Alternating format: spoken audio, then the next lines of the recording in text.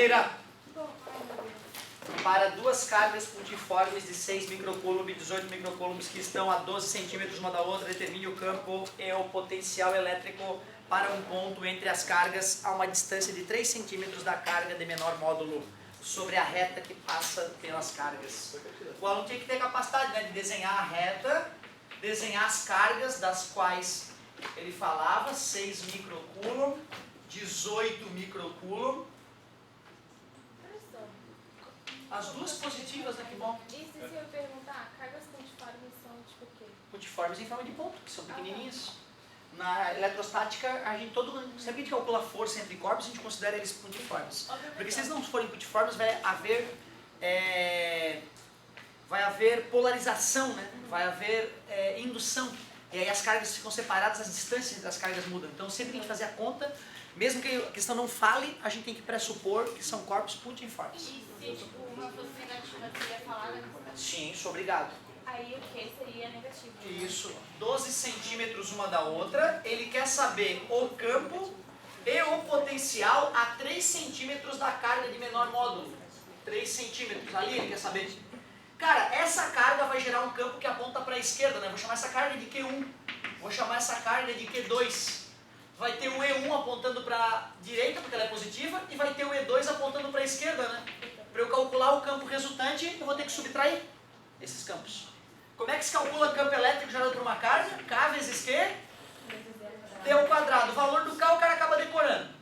9 vezes 19. A carga é 6 micro. Micro é 10 na menos. E a distância é 3 centímetros. Tem que passar para metro. Elevando ao quadrado, ficamos 3 vezes 3. 9 dividido por 9, ficou 6 então, 10 na 3, né? Com 10 na menos 4 embaixo, 10 na 3, com 10 na menos 4, faço a fração 10 na 4, fica 10 na 7. Esse é o E1. Qual é a diferença para calcular o E2? A carga vai ser 18 e a distância vai ser 9. Só que 18, o que é 18? É 9 vezes 2, né? Aceitas que o 9 ao quadrado vai cancelar os 9 ali? Vai sobrar 2 então, né? As potências de 10 são todas iguais, né? Então ficou 2 vezes 10 na 7. Poderia multiplicar, mas imagina se eu faço 9 vezes 18, 9 vezes 9 é 81 e dividir, né? Para descobrir dar 2, né? Concorda comigo? O vestibular ele exige isso para ganhar tempo, não para acertar, mas para ganhar tempo. 9 vezes 9. 18 eu coloquei 2 vezes 9. 18, honesta, né? 9 vezes 9, 81. Dividido por 81, 1. Tá vendo? Tá ao quadrado, ó. Aí sobrou só 1, 2. E o resto é as mesmas potências 10 de antes. Que dava 10 na menos 7. 10 na 7, desculpa. 10 na 7. Então tu vê, para eu representar mais realistamente, o vetor E1 tem que ser menorzinho, né? Concorda? Para onde vai dar o vetor resultante? Para a direita, né? Quanto vai valer esse vetor resultante? 6 menos 2? 4 vezes 10 na 7. 4 vezes 10 na 7. Só que ele também quer o potencial elétrico. E potencial elétrico, qual é a diferença? V igual a K vezes Q sobre... A única diferença é que a distância não está ao quadrado. Vamos calcular o V1 e vamos calcular o V2. Vamos calcular o V2 primeiro que está aqui, né? Só que eu não vou elevar ao quadrado. Então vai cortar 9 com 9, vai sobrar esse 18, né? Concorda comigo? 10 na 3, 10 na menos 2, passar para cima 10 na 2, 10 na 3 com 10 na 2, dá 10 na 5. 18 vezes 10 na 5. 18 vezes 10 na 5 volts. Vamos calcular o V1, vou substituir, vou deixar de ser vadio. 9 vezes 10 na 9. Carga 1, 6 micro. Distância 3 centímetros, não. 9 por 3 dá 3, 3 vezes 6, 18. Vezes 10 na 5, que coincidência. Não aceito, vou fazer a 2 de novo.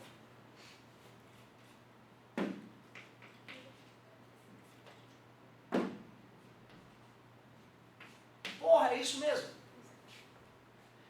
Quem é o V resultante? V é uma grandeza escalar ou vetor potencial elétrico é vetor? Não, né? Volts é joules por coulomb, é energia, não é vetor. 18 vezes 10 na 5, mais 18 vezes 10 na 5, 36 vezes 10 na 5 volts. Então as respostas são essas aí. 4 vezes 10 na 7, Newton por coulomb, e 36 vezes 10 na 5 volts. Achamos, claro, podia ser 3.6, né? Vezes 10 na 6, né? Fica mais elegante, né? Que eu vi uma questão na apostila que estava carga positiva e carga positiva. Era a mesma distância entre o ponto e a mesma carga. Só que dava 0 volts. Claro, no centro dá zero, né? Isso por que daria zero o campo elétrico? Porque aí esse resultado E1 vai dar igual ao resultado E2. Quando a gente for diminuir os vetores, vai dar zero. Não, mas esse não deu 0. Esse somou, foi o V. Aí não pode ser as duas positivas, não pode. Tem que ser uma positiva e outra negativa para poder dar zero entre elas. Depois eu te mostro. Sim, sim, sim. Ô, professor, Oi. vai ter parcial, tipo, pra... Sim, com certeza. Questão 2. Cara, ó, se eu não me engano, pessoal, eu peguei a foto do quadro, sentei no computador e digitei o que estava no quadro. Tá? Olhem bem lá, se tu me mostrar que tem alguma dessas questões que não foi aquilo com o dedo combinado, eu anulo a questão. Uma partícula de massa 6.4 vezes 10 na menos 8 kg e carga de 1.28 vezes 10 na menos 6 coulombs está em equilíbrio sobre a ação do campo gravitacional terrestre e de um campo elétrico. Determine o campo elétrico. Pô, a partícula está sendo atraída pela força gravitacional para baixo e tem uma força elétrica atuando para cima. Se ela está em equilíbrio, é porque essa força elétrica é igual ao peso. Como é que se calcula a força elétrica? Campo elétrico é força por unidade de carga. Então, calcular uma força elétrica é pegar o campo e multiplicar pela carga. Campo vezes carga. E peso é M vezes G. Ele pediu o campo, é só isolar o E. Exatamente como que ele tinha feito. mg sobre Q. Campo elétrico, massa da partícula. 6.4 vezes 10 na menos 8 kg. Gravidade, 10. Carga da partícula, 1.28 vezes 10 na menos 6. Campo elétrico é igual... Por que eu escolhi aquele número, cara?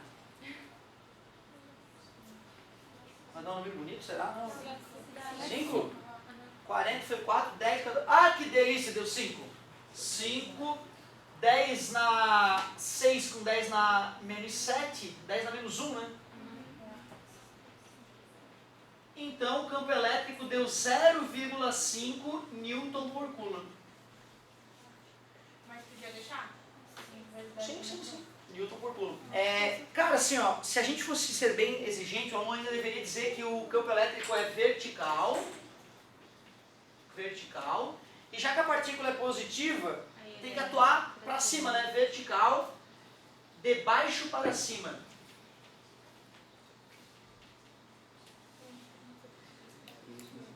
Se o vestibular te cobrar isso, não se esqueça de, além do valor, se ele pedir para determinar o vetor, fale a direção e o sentido. Eu não vou te cobrar isso. Você começou, querido. Vai Very fazer good, mas a gente valendo fina. 2.4 ou não? Como? Sim, vamos botar os 20% na correção, né? Questão 3. Né, na verdade, não é de bonzinho, tá? É só por motivos legais. Né, que a gente teve reprovações que foram judicialmente combatidas em função de, lá nos documentos, às vezes o professor não documentar que tinha recuperação paralela. Né, então eu acrescento os 20%, que é o máximo que tu ganharia se tu fizesse recuperação paralela. E aí assim eu me permito, de repente, pegar um pouco mais pesado na prova e dar 20% para o aluno. E aí legalmente eu tenho o direito de reprová-lo. Claro que nós já conversamos que não é nenhum caso de vocês. Podem ficar tranquilo, ninguém reprovará esse ano, graças a Deus. As radiações eletromagnéticas são ondas ou partículas? Explique. Que legal. E aí, as radiações eletromagnéticas são ondas ou partículas? Os dois. A resposta era os dois ao mesmo tempo, dualidade ou da partícula. Te pedindo o trabalho de fazer uma lista, cara, das características de onda e de partícula. Como é que tu faz uma lista no trabalho das características de onda e de partícula? E tu vai me responder que ela é uma ou outra, se ela é as duas. Tem uma matéria chamada, lembra? Dualidade onda-partícula. Elas são as duas coisas ao mesmo tempo. As radiações.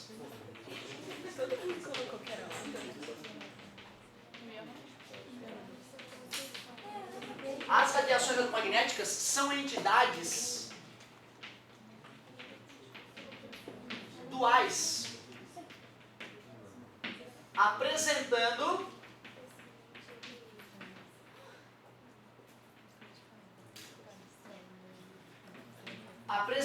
o comportamento tanto de onda, aí poderia exemplificar, né, interferência, difração, quanto de partícula, por exemplo, o efeito fotoelétrico, por exemplo, a reflexão, que pode ser entendida também como um fenômeno, né, ó, partícula, bate e volta, certo? Então, as radiações magnéticas são entidades duais, apresentando comportamento tanto de onda quanto de partícula concomitantemente.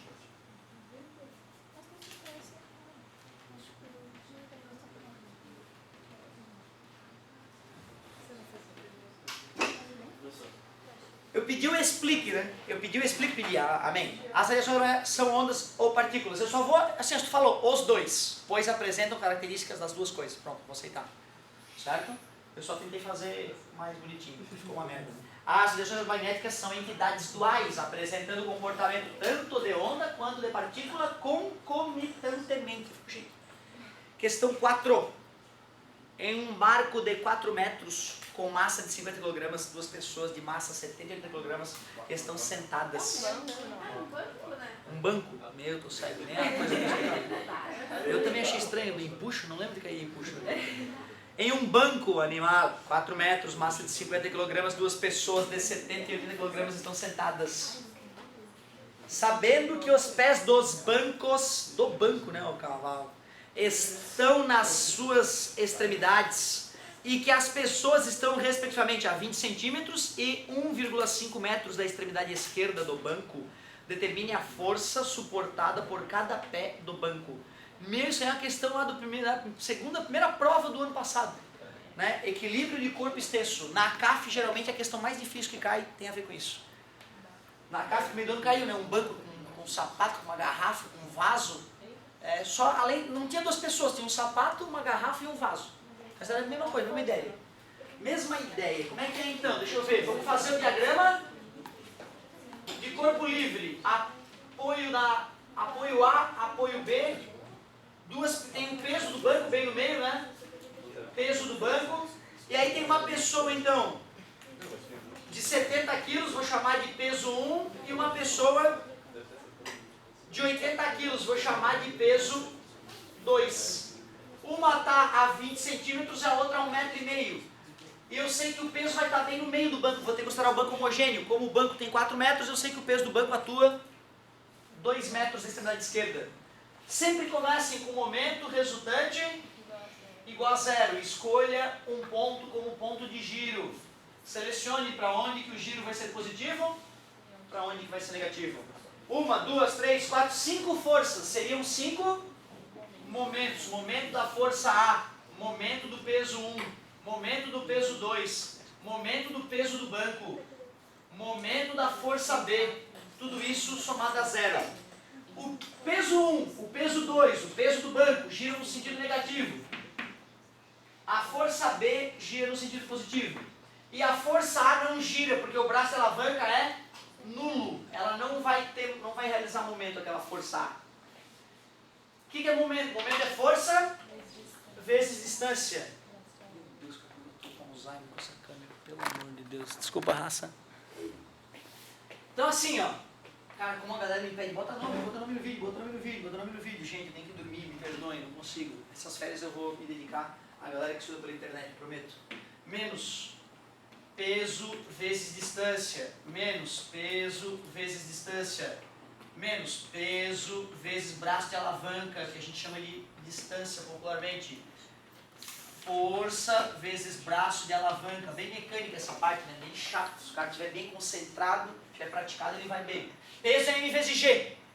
O peso do cara 1, que tinha quantos quilos o cara 1? Deixa eu ver. 70 vezes 10. Distância, ele falou que era 20 centímetros, né? Em metro. Que bonito. Peso do outro cara, 800, né? 80 massa, peso 800. Ele estava a 1,5 m da extremidade esquerda. Peso do banco, já que o banco tinha 50 quilos, o peso é 500. Como ele tem 4 metros, eu considero ele homogêneo, o peso está bem no meio, 2 metros o braço de alavanca. A força de reação na ponta B eu quero calcular, e o braço de alavanca é 4, igual a 0. Então vamos ver. Menos 140, menos 1.200, menos 1.000, mais 4FB é igual a 0. Menos 2.200, menos 2.340. E menos passa 4FB é igual a 2.340. Será que é isso? 2.200, 340. É isso. Está multiplicando, passa a força resistida pelo apoio direito, né, pelo pé direito do banco, dividir por 4. 2.000 por 4 é quinhentinho. 300 por 4 é 75. E 40 por 4 é 10. Então 585. 585 newtons. Será que vale a pena montar uma nova equação para calcular a força de apoio no PA? Não, né? Melhor lembrar que a força resultante é 0. A segunda condição de equilíbrio, né, que a gente pode usar. As forças para cima, vou dizer que é positivo. Menos as forças que atuam para baixo, que são negativas, então isso tem que dar 0. Força A eu não sei. A força B deu 585. O peso 1 era 700. O peso 2 era 800. O peso da barra era, do banco, 500. E isso tem que dar igual a força no pé esquerdo do banco, 1.500, 2.000, menos 2.000. Tira 585, tira 500, 1.500. Tira 80, 1.420. Tira mais 5, 1.415. Menos passa mais, 1.415. É familiar para alguns de vocês esses números? Familiar?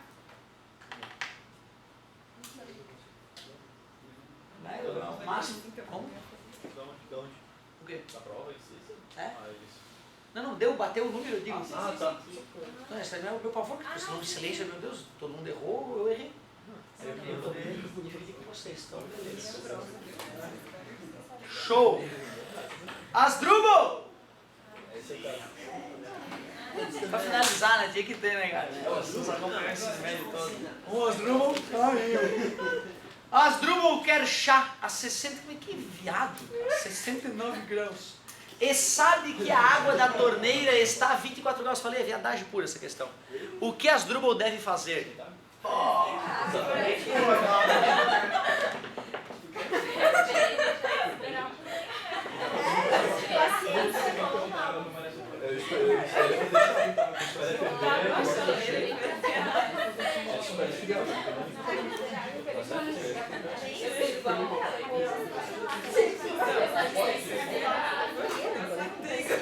As questões mais legais de física.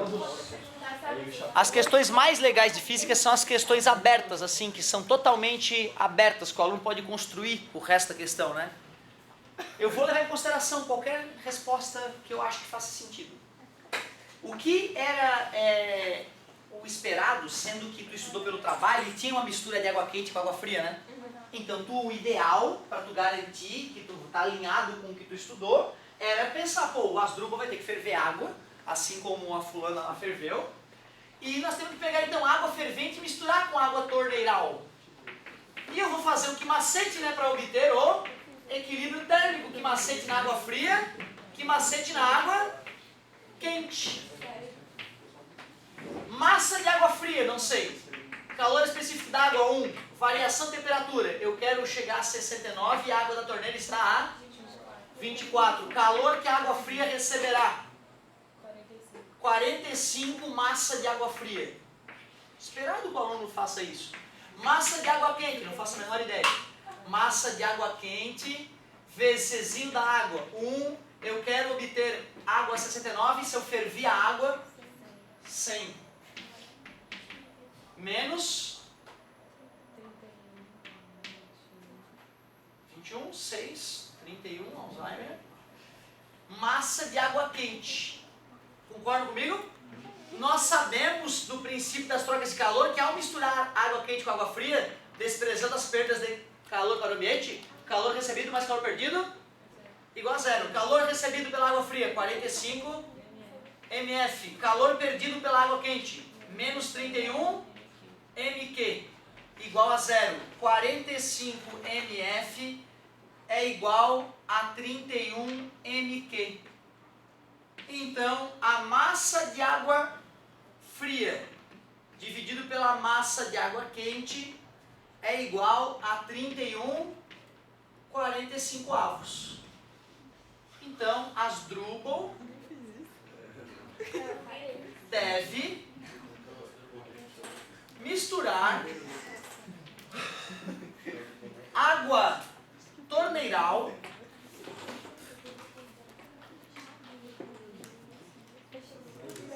com água fervente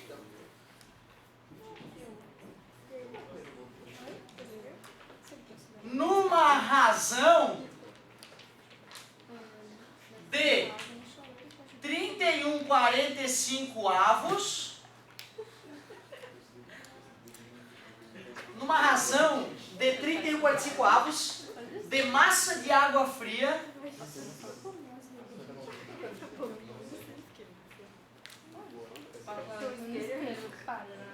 com uma razão de massa de água fria sobre a massa de água quente.